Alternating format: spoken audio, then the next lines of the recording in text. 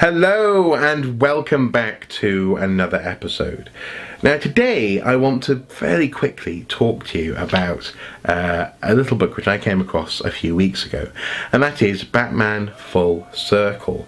This 32-leaf, 64-page book is actually the follow-on to one of my favourite Batman stories, if not my favourite Batman story of all time, and that is Batman Year 2.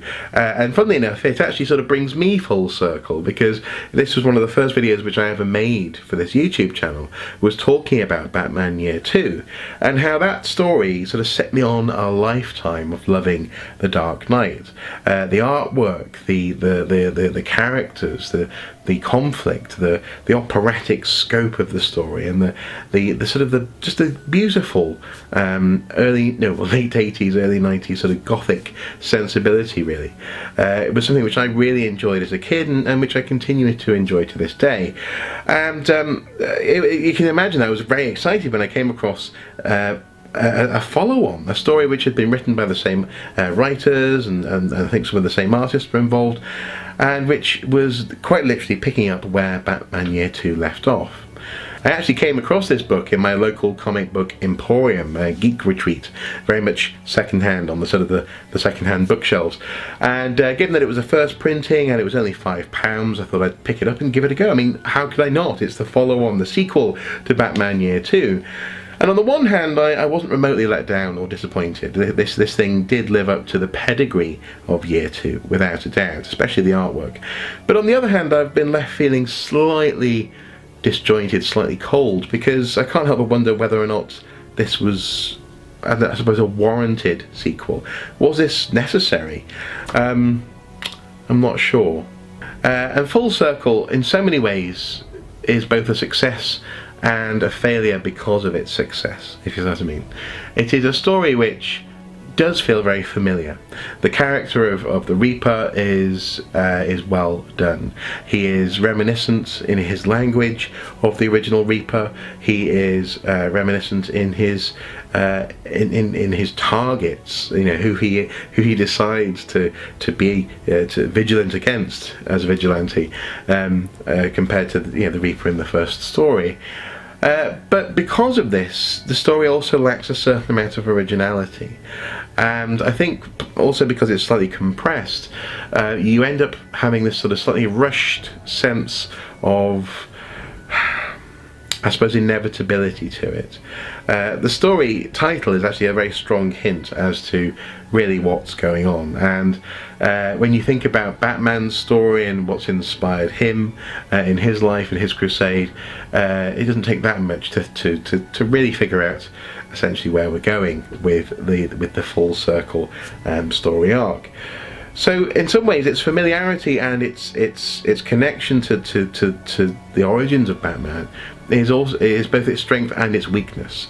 So I instantly felt very familiar. You know, I felt as though it was a welcome return to the artwork, for example. I love Batman drawn like this. I love some of his antagonists and some details which are brought out in the artwork, as they are and as they were in the original Batman Year 2.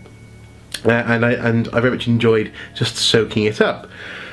But the problem is that I could soak it up in an evening. It only took me a couple of hours to read this story, and when it was over, it felt like it had been brought to an abrupt and slightly forced end, and frankly slightly naff ending, if I'm honest. There are also some welcome additions. For example, in this story there is a Robin. And Robin and Batman have been, being their dynamic duo for a little while at this point, and that's quite a welcome, I suppose, addition to the story. But it does leave me wondering if this whole thing is even necessary. Part of the reason why I loved the Batman Year 2 story is that it felt like a very contained story arc. It felt like a complete episode, as it were, in Batman's life, and adding this on the end, and adding it on an end in such a compressed fashion, doesn't really seem to do either justice. The second part of the story doesn't feel like a full episode on its own, and yet the first part of the story, i.e. Batman Year 2, doesn't really warrant an epilogue, if you see what I mean. In fact, in many ways, Batman Year 2 has its own epilogue already. So I sort of find myself slightly struggling with where this is meant to be, how it's meant to be received, and ultimately what the absolute final goal of the story was. So I suppose, in summary, I did want to keep this video fairly short, so I would say that this book is good. It is, it's a good story, especially if you're already familiar with Batman Year 2, but it's not a very good standalone Batman adventure. That's something I would stress. Don't read this on its own. If you're going to read it, read Batman Year 2 first, and then come to this story. Or don't read it at all, because in some respects it's not required. The events which transpire in this story do feel slightly rushed, they feel slightly retconned. There are certain situations and events in the first story which they give you an extra perspective on, I think unnecessarily, in this story. And this is all really, again, an attempt, it feels, an attempt to justify and to bring a certain amount of authority and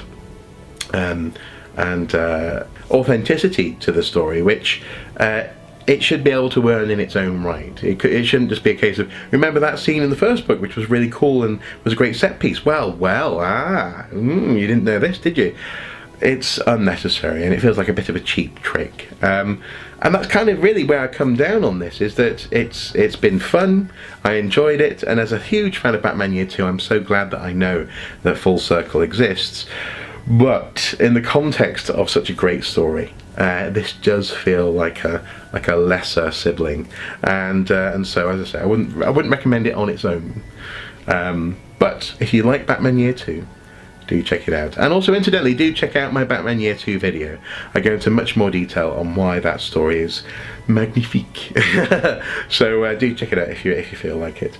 Thank you guys, as ever, for watching. Hopefully this has been vaguely interesting, and as ever, until next time, do take care. Bye bye.